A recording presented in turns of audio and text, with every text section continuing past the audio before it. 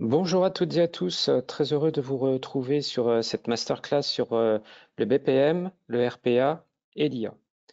À mes côtés aujourd'hui, Emmanuel Lartigue qui vous donnera dans quelques minutes toutes les clés pour réussir votre projet. Et nous avons également le plaisir de recevoir aujourd'hui Iterop, filiale de Dassault Systèmes, qui nous présentera au travers de cas d'usage comment leur solution Iterop répond aux besoins de leurs clients. Bonjour à tous. Bonjour. Pour le confort de tous, vos micros sont coupés. Nous vous invitons à poser vos questions depuis la zone de dialogue qui est à votre disposition et nous y répondrons soit par mail ou en prenant un temps d'échange à l'issue de cette masterclass. Le programme aujourd'hui est assez chargé, donc tout d'abord quelques mots sur le CXP, puis notre expert nous présentera la nouvelle combinaison BPM, RPA et IA pour transformer vos processus. Nous ferons ensuite un focus sur le BPM au sein de l'organisation. Puis nous enchaînerons sur l'intérêt du BPM et de l'IA pour des processus plus intelligents. Iterop nous présentera sa solution et comment elle répond aux attentes du marché. Et enfin, nous terminerons cette masterclass avec quelques informations sur nos documents de recherche qui pourront accompagner vos projets et orienter vos choix. Alors, qui est le CXP? Qui sommes-nous? CXP est le premier cabinet européen indépendant et d'analyse et de conseil dans le domaine des logiciels, des services informatiques et de la transformation numérique. Leader du conseil et de l'analyse des logiciels et des services associés, nous appartenons au groupe Persimilaire. Ensemble, nous accompagnons nos clients dans leur prise de décision grâce à une approche unique à 360 degrés qui englobe des capacités d'évaluation couvrant les marchés, les produits, les technologies IT, les services et leur utilisation commerciale.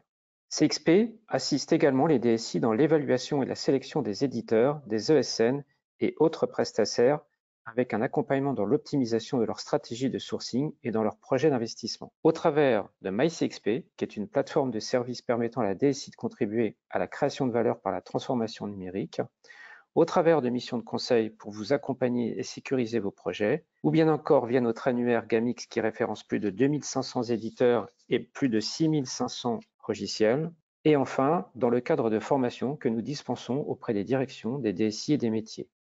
Nous intervenons sur une soixantaine de domaines et plus particulièrement dans l'industrie, la négoce-distribution, les services professionnels, la gouvernance du SI et le secteur public. Je vous propose de démarrer cette session. Tout ce qui vous sera présenté est issu de notre plateforme MyCXP.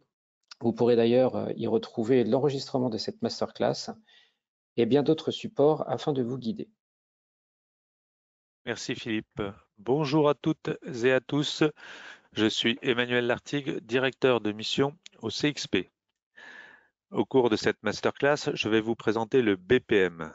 BPM pour Business Process Management ou en français, la gestion des processus métiers. Pour commencer, je vais vous donner une définition du BPM, puis je détaillerai les principales fonctionnalités. Je terminerai ma présentation par un nouveau concept, l'intelligence automation, ou en français l'automatisation intelligente, qui est une évolution du RPA, un nouvel RPA boosté par les modules d'intelligence artificielle. Pour entrer dans le sujet, je vous propose la définition du CXP sur le BPM.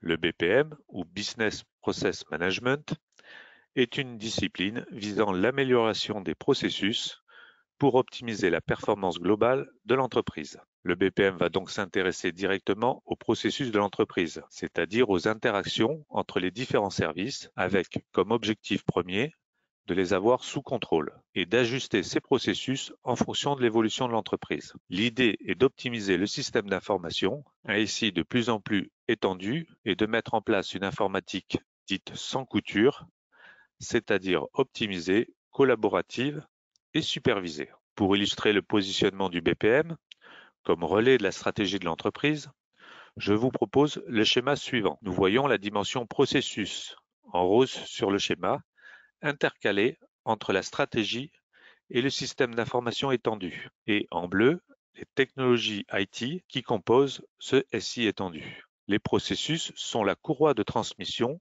entre la stratégie de l'entreprise et les ressources informatiques de celle-ci. Le BPM est le traducteur de cette stratégie, qui décrit les processus métiers, les activités, les tâches, en autant d'applications informatiques que nécessaire. Le BPM assure l'adaptation des évolutions de la stratégie aux moyens informatiques à disposition. Face à la mondialisation, de nombreuses entreprises sont amenées à adapter leur stratégie. pour des raisons de concurrence trop intense, de changements technologiques majeurs, de changements de réglementation, mettant à mal l'aliment entre la nouvelle stratégie et les automatismes et les processus qui ont été déjà mis en place. Le BPM se pose alors comme un amortisseur, comme une interface agile entre la stratégie et le SI en place. Alors Emmanuel, si je comprends bien, qui doit participer au projet de mise en place d'un outil de BPM et surtout quels sont les travaux principaux à réaliser en fait? Eh bien Philippe, le BPM est une discipline qui emploie les métiers comme l'informatique, l'IT. Le BPM est un cycle d'amélioration continue. Je vais dérouler rapidement le cycle. Tout d'abord, en haut à droite, il faut identifier, répertorier le ou les processus d'une activité. Identifier les KPI, les indicateurs de pilotage de cette activité. C'est une activité et un travail réalisé avant tout par les métiers. Puis le cycle avance et l'IT va collaborer avec les métiers pour calquer le processus métier sur une application informatique.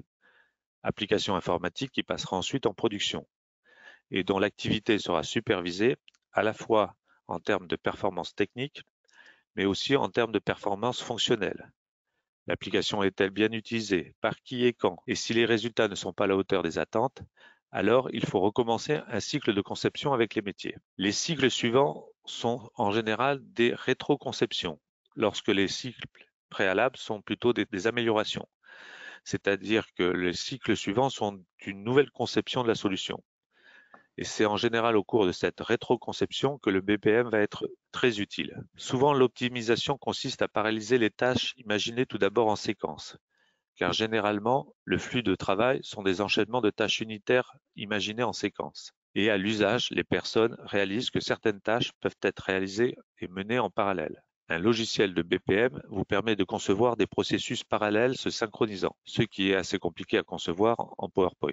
De plus, avec les jumeaux numériques, vous pouvez dupliquer virtuellement vos traitements et vos chaînes d'assemblage et simuler les gains obtenus. Nous verrons cela dans la prochaine partie. Et du coup, quels sont les métiers qui peuvent bénéficier de l'apport d'un outil de BPM? En fait, tous les métiers de l'entreprise, pour peu qu'ils suivent un processus. Sur cette slide, nous voyons les principaux processus régaliens de toute entreprise. Le processus RH, le processus métier, le processus client, le processus fournisseur, les processus financiers ou les processus généraux. Et nous savons que sous chacun de ces processus, il y a des sous-processus qui les décomposent. Par exemple, dans le processus RH, il y a le sous-processus recrutement, l'embauche, l'évaluation des performances, la gestion des carrières. Voilà. Du coup, le premier avantage à utiliser un logiciel de BPM, c'est de disposer d'une documentation de tous ces processus existants. Pour rappel, ces processus existants, lorsqu'ils sont documentés, existent en général dans des planches PowerPoint ou dans des fichiers Visio et sont rarement mis à jour. Le second intérêt du BPM, la capacité d'automatiser et de superviser l'exécution des processus. Sur ce schéma, j'ai mis en avant 3 caractéristiques qui me semblent importantes. La facilité à se connecter à des ressources multiples. Dans un monde où Internet et les accès via Web API se multiplient, il est important de garder la main et de maîtriser les interconnexions. Le second intérêt est dans le prolongement du premier. Ce n'est pas parce que les accès sont distants et facilités qu'il faut laisser l'information en libre accès. Par exemple, un conseiller bancaire doit pouvoir connaître la solvabilité de son client, mais pas le détail de ses dépenses ni de ses comptes. Un robot en RPA peut de manière anonyme collecter les informations dans les différentes sources de données, dans la base client, dans la base de données des comptes courants, dans les comptes épargne, dans les comptes d'actions et d'obligations, et calculer automatiquement à partir de toutes ces informations un score et ne restituer au conseiller bancaire que les résultats du score sans que le conseiller ait accès aux détails sous-jacents. Enfin, les clients souhaitant de moins en moins attendre, le troisième point que j'ai mis en avant, c'est l'automatisation, puisqu'en fait l'automatisation des tâches manuelles est l'assurance d'un service plus efficace, plus sûr et finalement d'un meilleur service client. Du coup, quels sont les 3 points forts qu'on pourrait imaginer d'une solution de BPM? Le premier point fort de la solution est, à mon avis, la capacité de l'outil à cartographier le système d'information en cohérence avec la stratégie de l'entreprise. La solution de BPM permet d'avoir une vision holistique sur les flux de l'entreprise et les processus et de s'assurer que certains processus ne sont pas en doublon, comme 2 services qui réaliseraient le même contrôle qualité sur un produit ou encore la même vérification de solvabilité d'un fournisseur, sans savoir qu'un autre service l'a fait avant eux. Du coup, une solution de BPM garde en ligne l'efficience de l'organisation et cherche à standardiser les processus, à réutiliser les bonnes pratiques et à réutiliser les processus déjà en place. Du coup, c'est vraiment le premier point que je mettrai en exergue. Le second qui me semble intéressant, c'est la capacité d'une solution BPM à sortir des processus sur étagère.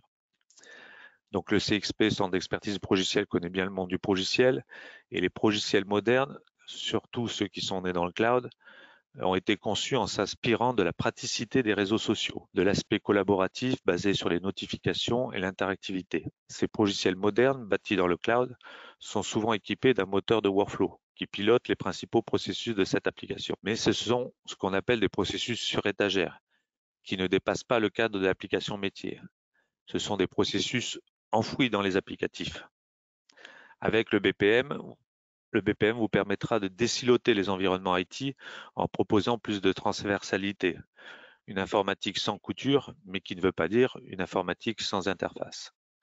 Et troisième point qui me semble assez important, c'est que le BPM vous permettra de maîtriser des coûts. Chaque département, chaque service dispose aujourd'hui d'une application informatique et une DSI moderne compte plus d'une centaine d'applications, dont la plupart en mode SaaS. Le suivi des coûts et la réelle utilisation de ces applications échappent non seulement à la DSI, mais souvent à la direction générale. L'intérêt de cartographier les processus, de fixer des indicateurs de référence, de mesurer la réelle performance et le réel usage de ces processus permet de garder le contrôle et éventuellement de déprovisionner à bon escient les ressources informatiques, permettant de réaliser des économies ou du moins de s'appliquer au meilleur emploi des ressources informatiques à disposition. Voilà le troisième point qui me semblait assez important. Je souhaite terminer cette présentation en vous présentant un peu le futur du BPM. Comme indiqué plus avant, les entreprises cherchent à optimiser leur production et à réduire leurs coûts. Et de nouvelles avancées technologiques vont les aider, comme l'intelligence artificielle, qui viendra enrichir les logiciels déjà en place. Tout d'abord, le RPA, le Robotic Process Automation, qui jusqu'à présent n'automatisait que les tâches manuelles, va profiter de l'IA pour automatiser les processus cognitifs, comme interpréter des documents ou produire de nouveaux textes avec de l'IA générative. Cela se traduira à terme en début des processus par exemple des agents conversationnels, des chatbots, qui pourront converser avec des clients. Et en fin de processus, ces mêmes chatbots pourront rédiger un mail sans faute d'orthographe et contextualiser en fonction de la demande client. Les progrès de ChatGPT ne laissent aucun doute sur ce sujet.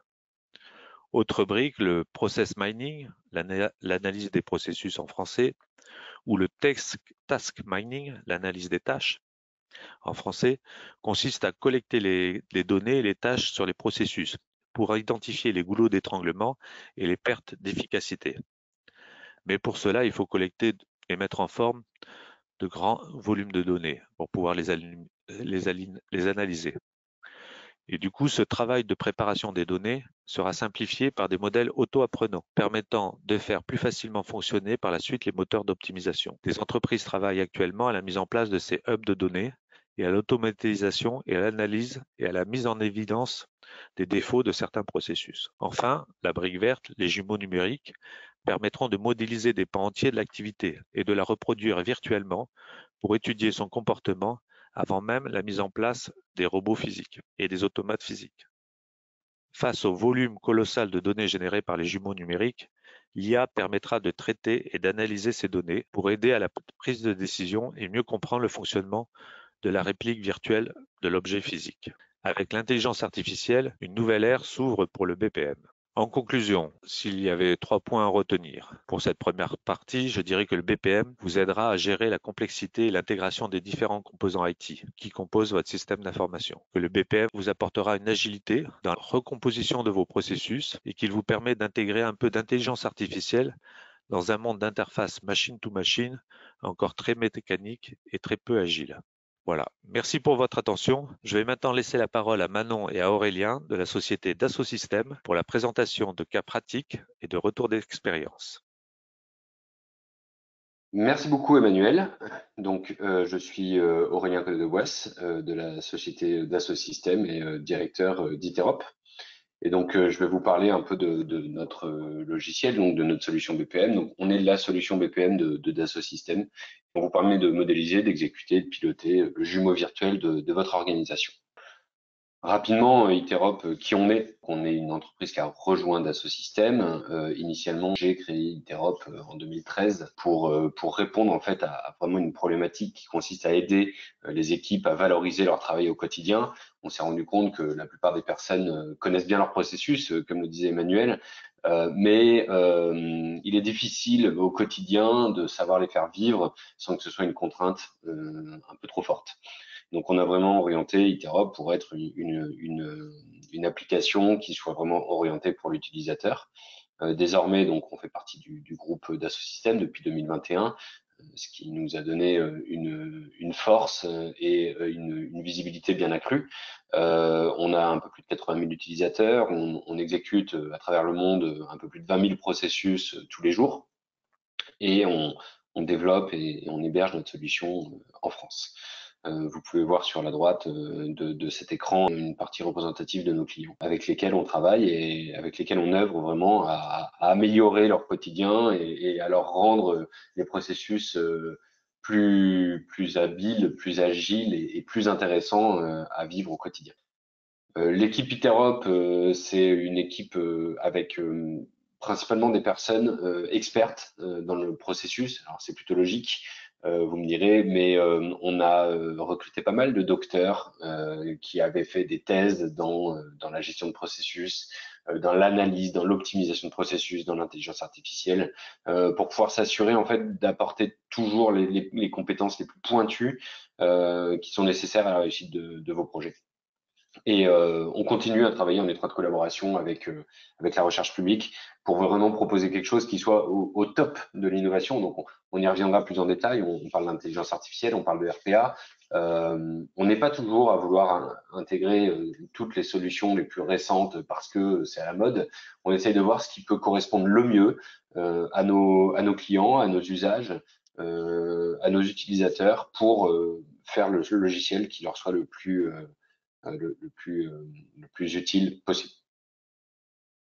Donc l'idée d'Iterop, c'est vraiment de passer un peu du chaos à la collaboration. Alors on se doute bien que nos entreprises ne sont pas chaotiques tant qu'elles ne nous ont pas rencontrés, mais on se rend compte malgré tout que quand on intervient chez nos clients, quand on leur demande de dessiner leur processus, on a un ensemble de flèches qui se croisent dans tous les sens, avec chacun qui sait très bien ce qu'il fait au quotidien, bien heureusement, mais sur la collaboration globale, c'est pas toujours très clair, c'est pas toujours très normé, c'est pas toujours partagé. D'ailleurs, quand on demande des processus, quels sont vos processus à certaines personnes, on a des surprises parce que des personnes qui travaillent ensemble n'ont pas la même vision du processus global. Et donc, le principe, notre but, notre objectif, c'est vraiment de faire en sorte que nos clients, en fait, passent de cet état où chacun fait bien son travail, mais les échanges d'informations peuvent être délicats, où il y a des incompréhensions, il y a des moments où il y a des pertes d'informations, à un état où chacun fait sereinement son travail, où les données vont d'un endroit à l'autre de manière tout à fait logique, tout à fait fluide, et où chaque personne a le temps de passer du temps à des tâches à forte valeur ajoutée et non pas à des tâches relativement chronophages qu'on a tous rencontrées une fois dans notre vie professionnelle, qui consistent à relancer des personnes, qui consistent à chercher de l'information, qui consistent à vérifier où on en est dans l'état d'avancement de tel ou tel processus. Je me souviens par exemple d'un client qui m'a dit, une cliente d'ailleurs qui m'a dit, grâce à vous maintenant j'arrive à dormir la nuit parce qu'avant je me réveillais avec des pulsions en me disant oh là là mince j'ai oublié de faire ça. Ben, maintenant non, j'arrive à dormir parce que je sais que les choses sont bien gérées. C'est relativement rassurant de se dire qu'on aide nos clients à dormir. Iterop, ça ressemble à quoi? Donc, vous aurez une démonstration tout à l'heure, donc vous pourrez voir à quoi ça ressemble. Mais Iterop se divise en trois grandes parties. Iterop Design, qui est l'interface qui est vraiment dédiée à l'administration de la solution, à la création, au dessin, à la gestion des processus, bien entendu, au fait de le faire évoluer, de l'améliorer au quotidien. Et donc ça, c'est Iterop Design. C'est là que la personne, le process owner, s'occupe de gérer son processus. Ensuite, on a Interop Play, qui est l'interface que chaque utilisateur utilise en fait au quotidien. C'est un peu l'équivalent de votre boîte mail. Alors là, c'est votre boîte de tâches. C'est une interface qui est vraiment dédiée à la gestion, à la réalisation des tâches, au suivi, à l'analyse des données. On a certains de nos clients qui, le matin, plutôt que de lancer leur client mail classique en arrivant le matin au bureau, lancent Interop parce que, en fait, désormais, ils ont des tâches dans Interop et non plus des emails en interne. Et c'est infiniment plus simple pour eux et plus serein parce que chaque tâche est dans un pool de tâches avec des priorités, avec les processus auxquels elles sont attachées, etc. Plutôt que d'avoir des mails où on a du spam, on a une invitation pour un pot de départ à la retraite, mais aussi un mail très important. Dans Interop, on a en fait un listing des tâches à faire avec un ordonnancement et avec les processus auxquels ils sont liés. Donc, on peut choisir de dire pendant l'heure qui vient, je m'occupe de ce processus et donc je peux me focaliser sur un processus bien spécifique. Et puis enfin, on a Interop Watch. Interop Watch, c'est plutôt pour le manager, pour le top management. C'est une interface qui est dédiée vraiment à la création et à l'analyse des indicateurs clés de performance de l'entreprise. C'est là qu'en fait, on va pouvoir retrouver un peu des informations sur la qualité des processus, potentiellement s'il y a des points de blocage, s'il y a des boucles qui sont un peu trop répétitives dans le cadre du processus. C'est là en fait qu'on va piloter le processus, qu'on va le regarder en prenant un peu de hauteur et on va voir un peu si on est bon dans le processus ou si il y a des endroits qu'on peut améliorer. Et si jamais on se rend compte qu'il y a des endroits qu'on peut améliorer, en fait, la boucle se boucle parce qu'on retourne dans Interop Design pour faire évoluer le processus et pour en fait toujours apporter le processus qui soit le plus parfait possible pour les collaborateurs et pour que chacun puisse vivre son quotidien professionnel le mieux possible.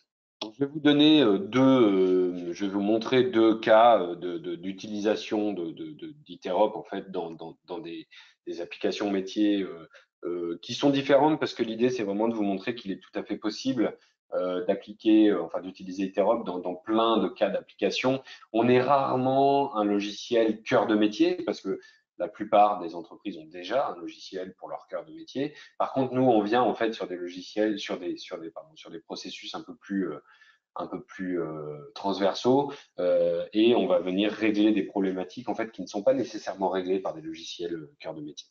Donc là, par exemple, on a une vidéo, donc le KYC dans le secteur bancaire. Donc le KYC, on l'a tous vécu un jour ou l'autre. On ne sait pas forcément que ça s'appelle comme ça, mais quand vous ouvrez un compte dans votre banque préférée, vous avez un processus de KYC. KYC voulant dire Know Your Customer. Et donc, en fait, où on va vérifier qu'on connaît, que votre identité est connue, que vous êtes un résident fiscal français ou pas, en fonction de votre cas, si vous êtes un mineur, etc. En fonction de votre cas, on va devoir avoir un certain nombre de vérifications qui sont faites. Et donc, ça, en fait, c'est le Know Your Customer. Donc là, vous voyez la vidéo. Donc, quand vous avez l'entrée en relation, vous avez en fait notre client qui a l'ensemble des clients sur lesquels il doit vérifier les documents. Et donc, sur ces documents, il va pouvoir vérifier un certain nombre d'informations. Et ces informations-là sont automatiquement dans Iterop et il va pouvoir en fait suivre l'état d'avancement des différents processus et avoir des indicateurs, comme vous pouvez le voir ici, ces indicateurs donnant un peu les informations sur les temps de réalisation des différentes tâches, parce que comme vous l'avez vu, le back-office doit vérifier la conformité des documents, etc. Et donc, ça peut prendre un peu de temps. Et on va avoir en fait le processus qui va dérouler avec les différentes durées de réalisation et donc une possibilité d'optimisation. Ce que l'on va voir ici, c'est que le designer du process va regarder un peu quel est l'état du processus et va pouvoir le faire évoluer pour paralléliser un certain nombre de tâches et faire en sorte que le processus soit plus fluide qu'auparavant. Et donc ça, c'est typiquement le genre de choses que nous, on permet pour améliorer la gestion des processus dans l'entreprise. Donc ici, on était dans le KYC. On va pouvoir regarder une autre vidéo de démonstration typiquement sur l'onboarding. L'onboarding, c'est quelque chose qui touche beaucoup, enfin qui touche toutes les entreprises. Hein. L'onboarding, en français, c'est l'accueil d'un nouveau collaborateur. Et donc là, on va voir plus précisément en fait un workflow sur l'onboarding d'un nouveau collaborateur. Imaginons, on vient de recruter quelqu'un et cette personne rejoint l'entreprise. Et donc là, on va voir un peu ce qui peut se passer. Hein, c'est un exemple hein, parmi d'autres. Hein, et on va voir ce qui peut se passer dans le processus. Donc, dans un premier temps, la personne rentre les informations sur la personne qui vient d'être recrutée. Donc la RH rentre ces informations. on rentre les informations qui sont nécessaires et automatiquement, en fait, ça va déclencher le processus pour que chaque personne impliquée dans le processus d'onboarding du nouveau collaborateur puisse avoir la tâche qui va bien au bon moment et que le collaborateur soit accueilli le mieux possible. Dans un premier temps, le manager reçoit une information comme quoi ça y est, son nouveau collaborateur a bien été enregistré avec son contrat, etc. On va pouvoir avoir ici en collaboration, en fait, ce que vous pouvez voir ici, c'est la 3D Experience Platform d'Asso Systèmes.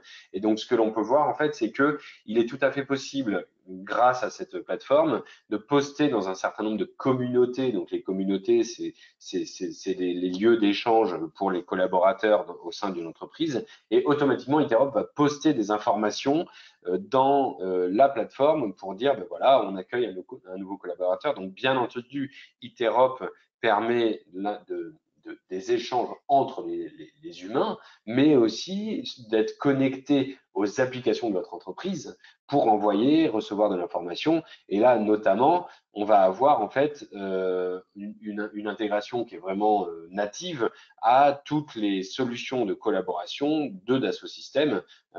Et donc, on va pouvoir avoir une vraie synergie par rapport à ça. Donc là, on peut voir qu'il y a un post dans la communauté, que la personne a été ajoutée à la communauté en question. Vous voyez Nadia Dubert qui a été ajoutée à la communauté. On va créer automatiquement un project planning. Ça, pareil, c'est une solution d'Asso Systèmes où en fait, on va créer ce project planning de d'onboarding en disant, ben voilà, il y a un certain nombre de tâches à faire. Les tâches sont avec un Gantt, avec une liste de tâches pour pouvoir accueillir au mieux le collaborateur. Donc là, c'est ce qu'on voit ici. Ce projet a été créé automatiquement grâce au processus. On va aussi pouvoir demander aux équipes Asset Management de lui préparer son téléphone, son accès VPN. Et d'ailleurs, ici, pour ce collaborateur, il n'y a pas de téléphone, c'est uniquement son PC et son accès VPN. Et en fonction des choix qui ont été faits par l'Asset Manager, vous voyez que on va avoir en fait différentes variantes du processus qui vont être déclenchées. Donc là, le nouveau collaborateur, la collaboratrice peut dire, ça y est, j'ai accès maintenant au VPN, je passe mes certifications, il y a des certifications obligatoires par exemple, et tout ça en fait va s'adapter au fonctionnement de votre entreprise. Là, on a pris un exemple qui ressemble à l'exemple de chez Dassault Systèmes, mais si dans votre entreprise, il n'y a pas de certification obligatoire, on va enlever cette partie. En fait, on fait le processus à façon en fonction des besoins de l'entreprise. Et c'est ça qui est vraiment important. Et le BPM est fait pour ça. Il est fait pour s'adapter à ce dont a besoin l'entreprise et pas d'imposer un processus classique, un processus standard, comme peuvent le faire un certain nombre de solutions du marché. Donc ici, on voit que tout s'est bien passé, tout s'est déroulé. On a eu un questionnaire de satisfaction qui a été envoyé pour demander au nouveau collaborateur s'il est content de son intégration.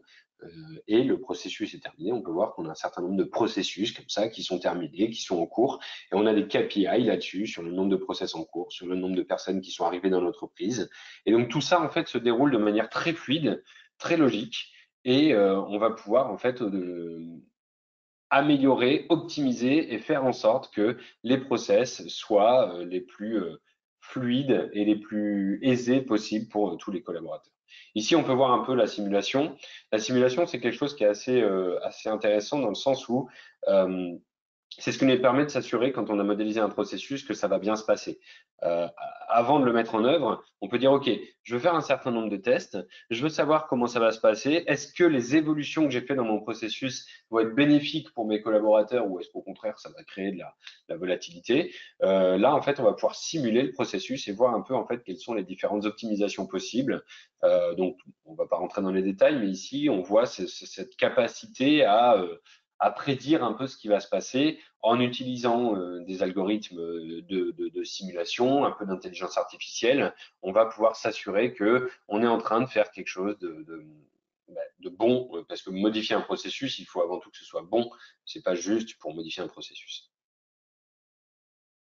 Et donc maintenant, je vais passer la parole à Manon, qui va pouvoir vous parler des méthodologies et de son retour d'expérience, de ses retours d'expérience sur Interop.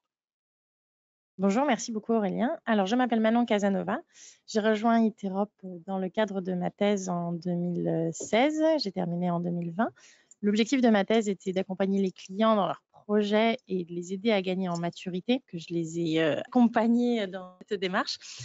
Toute cette expérience de thèse m'ont permis de découvrir des typologies d'organisation différentes, de comprendre les vraies problématiques autour des processus métiers et surtout d'apprendre à nos clients à gagner en autonomie sur leurs produits et sur leur évaluation de leur propre maturité et la construction de leurs projets pour leur organisation. Aujourd'hui, j'accompagne tout type d'entreprises, des PME, des grandes entreprises, de la pharma à la logistique, en passant par l'agroalimentaire, avec des process extrêmement variés pour tous différents les uns des autres. L'objectif d'Eterop est toujours d'avoir un outil qui s'adapte à la manière de fonctionner des organisations, plutôt que de demander aux organisations de s'adapter à un outil et de changer leur façon de fonctionner. Nos utilisateurs, on les accompagne tout au long de la démarche BPM. Et comme l'a expliqué Emmanuel avant, la démarche BPM, ça part vraiment du dessin, de la documentation. On dessine, on cartographie la façon de fonctionner de notre entreprise, noir sur blanc, de manière à ce que tout le monde comprenne où on en est dans le processus. Ensuite, le processus, on va le jouer afin de le mesurer grâce à des KPI, grâce à des indicateurs qui vont nous permettre de voir comment se déroule le process et s'il y avait des possibilités de l'améliorer. En tout cas, la partie mesurée permet d'identifier des goulots d'étranglement, d'identifier des problèmes. Et c'est dans la dernière étape d'amélioration qu'on va analyser, proposer des solutions afin de redessiner et recommencer un nouveau cycle du BPM. Nos clients, on les accompagne tout au long de ce cycle pour mettre en place différentes versions de leur processus.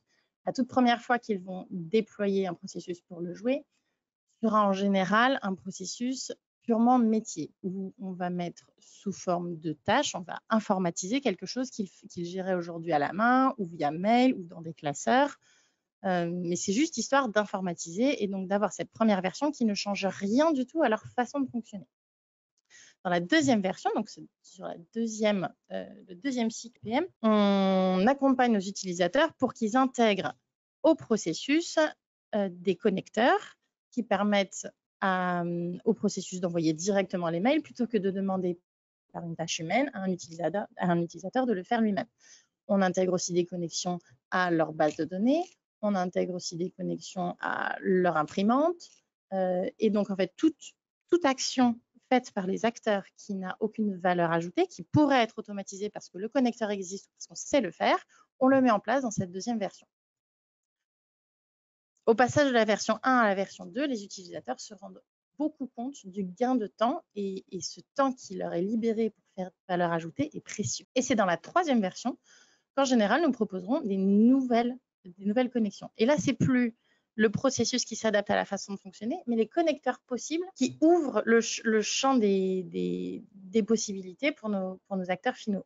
Je pense par exemple à un de mes clients qui récemment s'est rendu compte qu'il pouvait se connecter à son compte FedEx et donc à générer automatiquement une étiquette à mettre sur son colis qui serait envoyée automatiquement à son imprimante et donc directement à son service logistique. Lui, il n'a plus besoin de faire manuellement quelque chose qu'il ne pensait pas pouvoir éviter.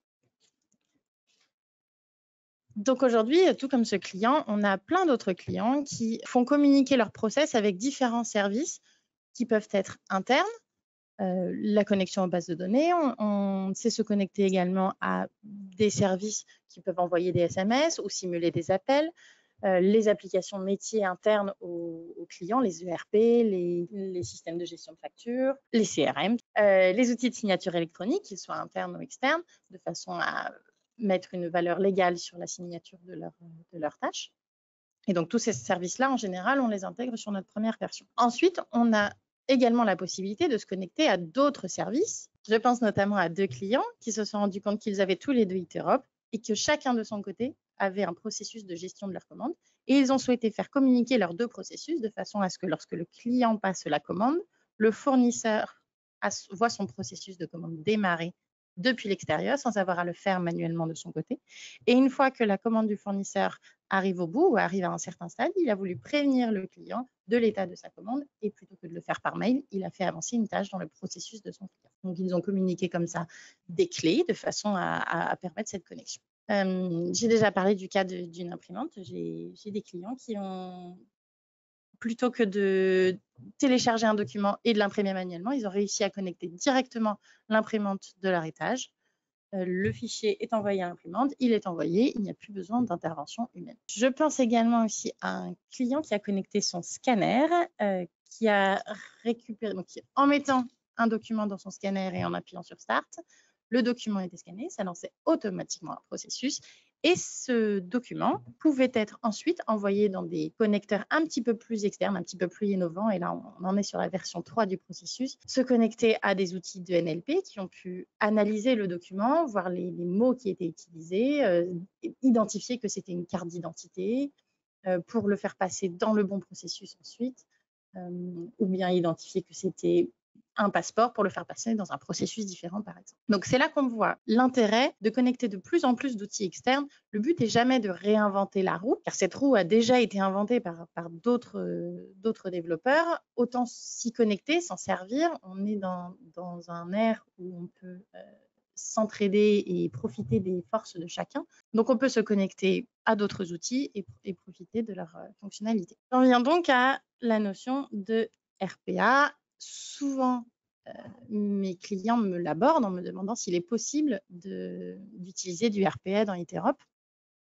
Par RPA, le Robotic Process Automation, on entend la simulation de clics humains. Et oui, j'ai des clients qui s'en sont servis, qui ont utilisé le RPA pour combler un manque qu'il y avait en termes de connexion vers un autre outil. Si par exemple, ils ont essayé de connecter Interop à un CRM en particulier et que ce CRM était trop protégé, qu'on n'a pas réussi à établir la connexion, ils ont utilisé un robot qui manuellement récupère les informations dans Interop et les envoie dans les RPA comme un humain le ferait. Toujours dans le but de réduire une tâche à valeur non ajoutée, qui est de passer des informations, de faire des copier-coller, de risquer de faire une erreur, alors qu'avec un robot, on a moins de risques. Je vais laisser la parole à Aurélien pour parler des 3 autres cas. Oui, merci Manon. Donc oui, en effet, depuis qu'on a rejoint, comme je le disais tout à l'heure, l'entreprise Dassault Systèmes, on a la chance de pouvoir communiquer avec un certain nombre d'applications. Tout à l'heure, je vous montrais par exemple le project planning et globalement notre expérience plateforme avec Swimmer, etc. On a aussi l'occasion pour certains de nos clients de travailler avec donc la marque NetVibes et notamment une application chez NetVibes qui s'appelle Proxem et qui permet en fait de faire donc du NLP et qui va pouvoir en fait faire de l'analyse sémantique dans les applications. Et donc là, on utilise vraiment leur moteur d'IA interne. Nous, on l'utilise un peu comme une boîte noire, hein, enfin qu'on ne connaît pas, et on vient se connecter à cette application. On n'a pas pour ambition de faire, nous, de l'intelligence artificielle. Par contre, on utilise des briques d'intelligence artificielle pour automatiser un certain nombre de processus. Et là, en l'occurrence, avec Proxem, typiquement sur de la réclamation client, sur de la relation commerciale, on va pouvoir utiliser en fait cette brique Proxem pour discuter avec eux et proposer des process toujours plus intelligents. Depuis peu, on travaille aussi avec donc Innova, qui fait partie de la marque Outscale chez Dassault Systèmes, qui fait en fait Innova, elle permet, si on veut simplifier un peu, aux gérants et aux investisseurs institutionnels de garantir la mise en place des contrôles adéquats pour vérifier en fait de manière systématique et efficace la conformité de leurs fonds avec les exigences réglementaires locales. Pour faire simple, une banque doit s'engage à investir dans un certain nombre de fonds verts, de fonds dans l'économie circulaire, etc. Mais il y a des milliers et des milliers et des milliers de fonds. Et donc, en fait, il est impossible humainement de vérifier que telle ou telle assurance vie respecte ses engagements. Et donc, on est obligé d'utiliser de l'IA pour ça, pour vérifier, en fait, pour faire le matching entre ce qui est investi dans la vraie vie et ce qui est engagé par la banque. Et donc, on utilise Interop, se connecte à ces applications, utilise ces applications dans le cadre de processus pour s'assurer que nos clients donc bancaires respectent leurs obligations réglementaires. Et merci Manon, merci Aurélien et Emmanuel pour cet éclairage complet. Vous avez pu apprécier effectivement la richesse fonctionnelle de la solution Interop. Et il vous reste quelques minutes pour poser vos questions, donc n'hésitez pas à utiliser l'interface qui est à votre disposition pour ce faire. Vous pouvez également nous adresser un petit mot dans la zone de dialogue pour partager vos premiers retours. C'est toujours très enrichissant, effectivement, d'avoir vos retours d'informations par rapport à cette masterclass. Pour la compléter, je vous rappelle que nos notes de recherche pourront alimenter à la fois vos réflexions et sécuriser votre projet. Nous pouvons bien entendu vous accompagner dans le cadre de ce projet et je me tiens à votre disposition pour tout renseignement. Si vous souhaitez participer à nos prochaines sessions, je vous invite dès maintenant à découvrir nos prochaines thématiques sur mycxp.fr. Vous avez à votre disposition un onglet qui vous permet de voir les différentes thématiques que l'on va proposer sur les prochains mois. Nous vous remercions tous les quatre pour votre participation et nous vous souhaitons une très bonne journée et on vous dit donc à très bientôt pour d'autres sessions et nous sommes à votre disposition pour tout renseignement complémentaire. Merci à vous. Au revoir.